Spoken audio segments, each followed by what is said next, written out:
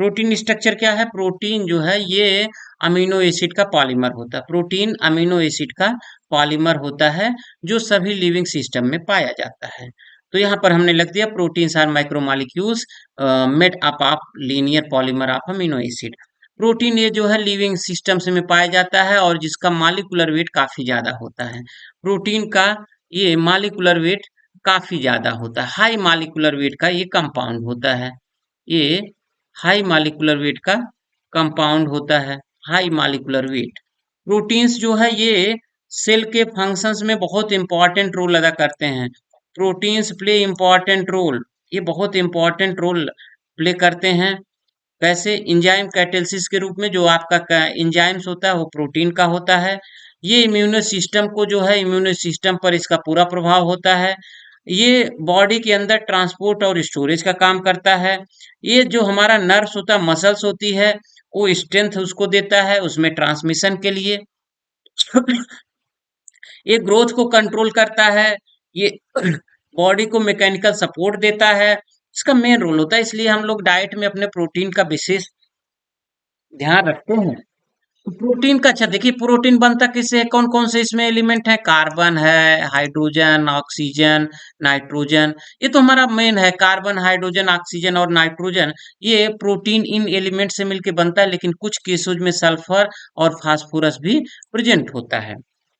ठीक है, तो ये हो गया हमारा, ये एलिमेंट हो गए, ये क्या हो गए हमारे? एलिमेंट हो गए ये इतने, ये हमारे एलिमेंट हो गए। अच्छा, फिर उसके बाद ये जो हमारा प्रोटीन होता है, प्रोटीन कहाँ से मिलकर बनता है? ये जो प्रोटीन होता है, प्रोटीन, ये प्रोटीन बनता है अमीनो एसिड से। तो अमीनो एसिड कैसे? एक अमीनो एसिड दूसरे अमीनो एसिड से पेप्टाइड बांड से जुड़ता है। तो जब ये पेप्टाइड बांड से जुड़ेगा तो ये आपका प्रोटीन बनाएगा। तो अमीनो एसिड मिलकर पेप्टाइड बनाते हैं, पेप्टाइड मिलकर पॉलीपेप्टाइड्स बनाते हैं, पॉलीपेप्टाइड मिलकर प्रोटीन बनाते हैं। तो उसके बाद बीच जो बांड प्रेजेंट होता है वो कौन सा बांड प्रेजेंट होता है? वो पेप्टाइड बांड प्रेजेंट होता है। ठीक है, अच्छा, फिर उसके बाद ये जो प्रोटीन्स होते हैं, ये प्रोटीन, ये प्रोटीन्स जो है ये अलग अलग बहुत सारे तरह के साइज के आपस में मिलते हैं और फिर वो बनाते हैं क्या? हमारे पेप्टाइड्स। तो इनका जो मॉलिक्यूलर वेट है वो काफी ज्यादा होता है। ठीक है, ये जो प्रोटीन्स है हमारा, ये प्रोटीन्स, ये है कि प्रोटीन्स, ये बहुत सारे अमीनो एसिड आपस में जुड़ते हैं और ये देखिएगा यहाँ पे मैंने लिख दिया, प्रोटीन्स जो है आपस में मिलते हैं और वो बनाते हैं पॉलीपेप्टाइड बनाते हैं। और ये पेप्टाइड बॉन्ड कैसे बन रहा है? ये देखिएगा, ये पेप्टाइड बॉन्ड कैसे बन रहा है? ये ये पेप्टाइड बॉन्ड कैसे बन रहा है? Carboxylic group of one amino acid to amino group of next amino acid. तो एक अमीनो एसिड का ज्वाइनिंग द कार्बोक्सिलिक ग्रुप, एक अमीनो एसिड का कार्बोक्सिलिक ग्रुप और दूसरे अमीनो एसिड का अमीनो ग्रुप, अमीन ग्रुप, ये आपस में जुड़ते हैं तब क्या बनाते हैं? पॉलीपेप्टाइड बनाते हैं। क्या बनाते हैं? पॉलीपेप्टाइड, पेप्टाइड बॉन्ड बनाते हैं। ठीक है, और इनकी जो संख्या होती है ये देखिएगा, इनकी जो संख्या है, number of amino acid present from about 100 to several thousands in different protein. अलग अलग प्रोटीन में ये प्रेजेंट होते हैं। ठीक है, ये देखिएगा आगे कि कुछ प्रोटीन्स केवल एक पॉलीपेप्टाइड से बनते हैं जबकि कुछ बहुत सारे से बनते हैं। और वो कैसे जुड़ते हैं एक दूसरे से? नॉन कोवैलेंट बॉन्ड से जुड़ते हैं। कैसे जुड़ते हैं? ये ये कैसे जुड़ते हैं? नॉन कोवैलेंट बॉन्ड से एक पॉलीपेप्टाइड दूसरे पॉलीपेप्टाइड से जुड़ता है।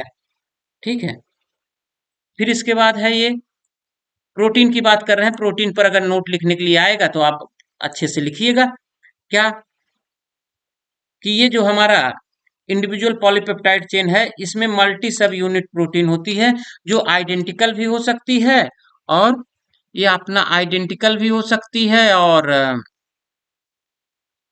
ये देखिएगा आइडेंटिकल भी हो सकती है और डिफरेंट भी हो सकती है। तो इंडिविजुअल पॉलीपेप्टाइड जो है उसके जो आपके ओलिगोमेरिक हैं, अच्छा ओलिगोमेरिक किसे कहते हैं? कि जो सेम होते हैं। देखिएगा कि यदि दो आइडेंटिकल हों पॉलीसेक्राइड्स, दो कैसे हों?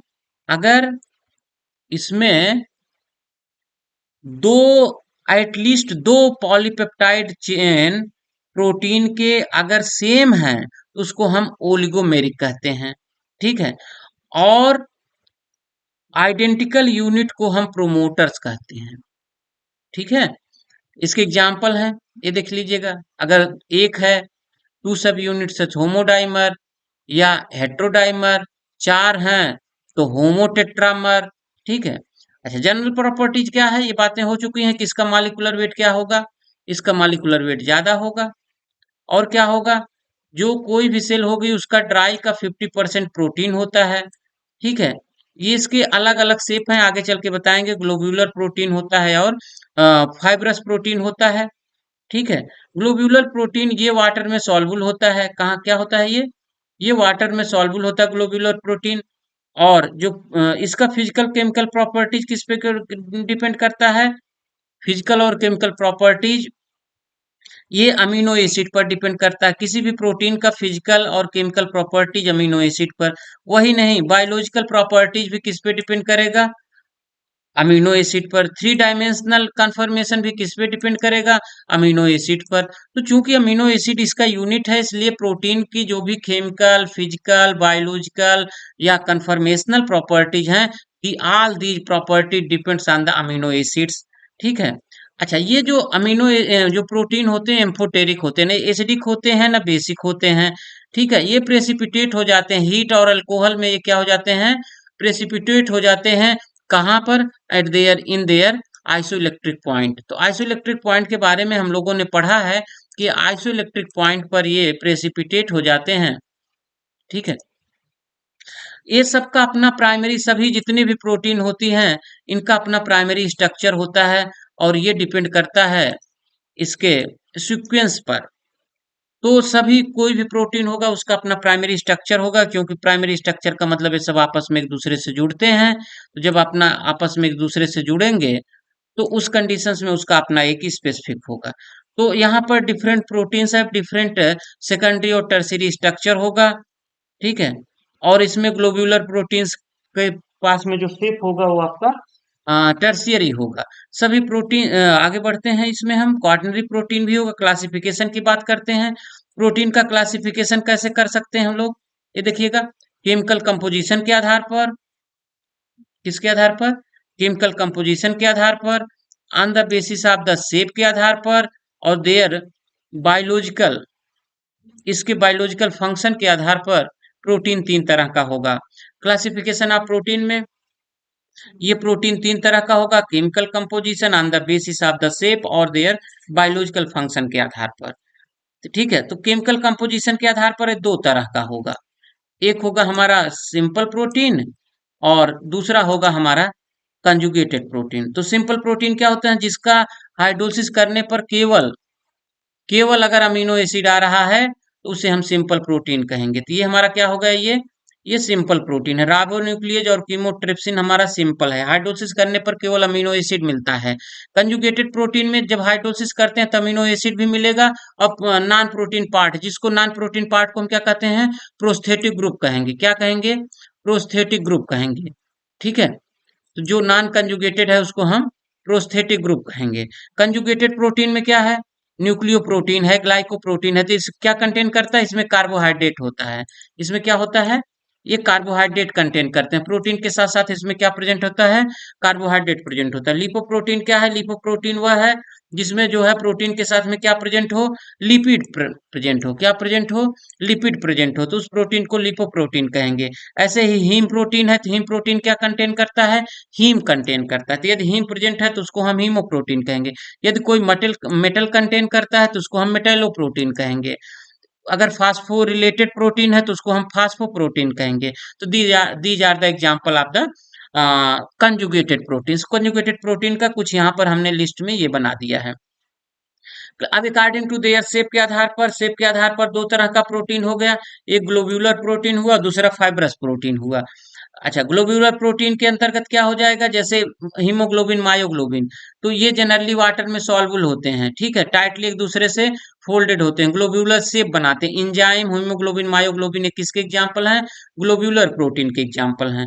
फिब्रस प्रोटीन ये वाटर में सॉल्युबल नहीं होता है। पॉलीपेप्टाइड चेन ये लॉन्ग स्टैंड इलांगेटेड फॉर्म में रहता है, जैसे कोलेजन, इलास्टिन और केराटिन, ये एग्जाम्पल है फाइब्रस प्रोटीन के।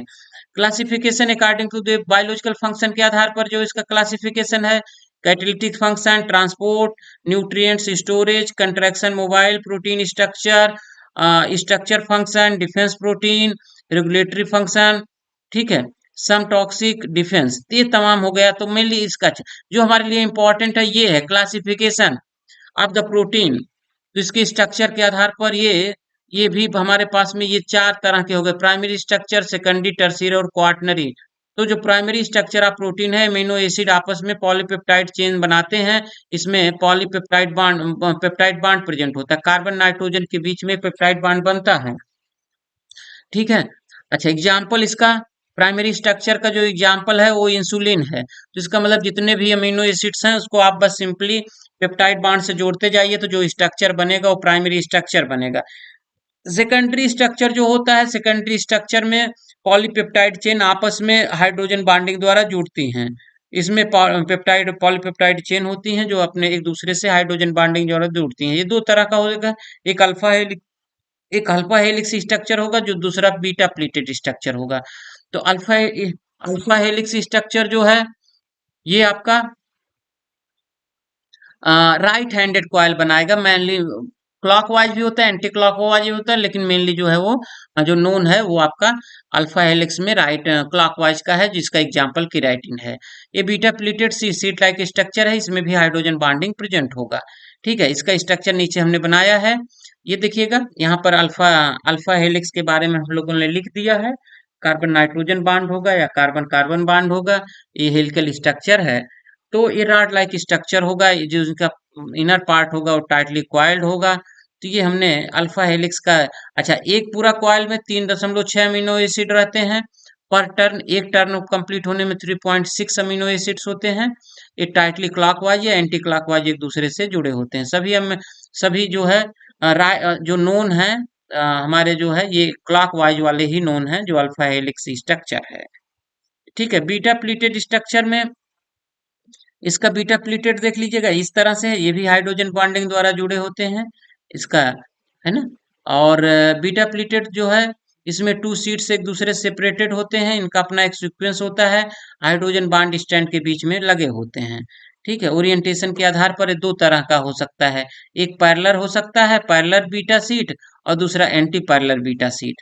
तो ये जो बी है ये भी दो तरह का हो सकता है। तो ये तो हो गया हमारा का ये हो गया सेकेंडरी स्ट्रक्चर। टर्शियरी स्ट्रक्चर में जो है इसका स्ट्रक्चर जो है टर्शियरी स्ट्रक्चर ऑफ प्रोटीन में ये 3 डायमेंशनल होता है, इसका जो शेप होता है वो 3 डायमेंशनल होता है।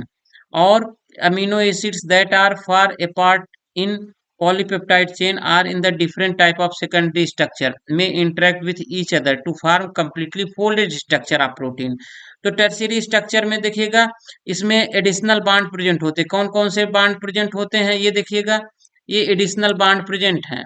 कौन कौन से? डाइसल्फाइड बांड है, हाइड्रोजन बांड है, हाइड्रोफोबिक बांड है और आयनिक बांड है। और ये इसको कैसा बना देते हैं, ये जो प्रोटीन है वो कैसी प्रोटीन हो जाती है, ग्लोब्यूलर इन शेप। कैसी बन गई ये? ग्लोब्यूलर इन शेप बन गया, ठीक है। तो ये हमारा ये स्ट्रक्चर है, इसमें देखिएगा यहाँ हमने बना दे लिख दिया है हाइड्रोजन बांड प्रेजेंट होगा, आयनिक बांड प्रेजेंट होगा, डाइसल्फाइड बांड प्रेजेंट होगा, हाइड्रोफोबिक बांड प्रेजेंट होगा। और यहाँ पर ये देखिएगा ये स्ट्रक्चर हमने बनाया है कि इसमें सब बांड प्रेजेंट हैं। और क्वाटनरी स्ट्रक्चर, लास्ट में क्वाटनरी स्ट्रक्चर है। तो क्वाटनरी स्ट्रक्चर जो है एक globular consist of more than one polypeptide chain और each polypeptide chain in such a protein is called subunits. तो क्वाटनरी स्ट्रक्चर ऑफ प्रोटीन में इसमें भी ये डाइसल्फाइड, हाइड्रोजन, हाइड्रोफोबिक, आयनिक, ये जो टर्शियरी में इन्वॉल्व है इसमें भी इन्वॉल्व होते हैं। तो जो टर्शियरी में प्रेजेंट है वो इसमें भी प्रेजेंट होते हैं। अच्छा, अगर मान लेते हैं ये देखिएगा, if two different types of subunit present then quaternary protein is called heterodimer कहते हैं। उस समय इसको क्या कहते हैं? हेट्रोडाइमर कहते हैं, ठीक है। और ये देखिएगा इसका ये स्ट्रक्चर है इसका, जैसे हीमोग्लोबिन है तो हीमोग्लोबिन का ये स्ट्रक्चर है और ये आपका क्वाटनरी स्ट्रक्चर हो गया, ठीक है। और प्रोटीन का इसका टेक्निक्स है एनएमआर से और एक्सरे क्रिस्टलोग्राफी से और एनएमआर स्पेक्ट्रोफोटोमेट्री से। These are the two techniques which are use for the identification of the protein. तो ये जो वीडियो हमने बनाया है इसको हम बस आपको ट्रायल के लिए कि देख इसमें आपको क्या समझ में आता है कि नहीं आता है, तो एक नया हमने आपको सोचा कि आपको एक नोट्स पीडीएफ आपको वर्ड फाइल के रूप में हम आपके साथ में डिस्कस करें। तो इसमें कितना समझ में आया है कमेंट में आप लोग ज़रूर अपना कमेंट दीजिएगा। आज की वीडियो में इतना ही, थैंक यू। और इसका हम वीडियो आपको अलग से बोर्ड पर इसका वीडियो हम आपको बनाकर दिखाएँगे। Thank you.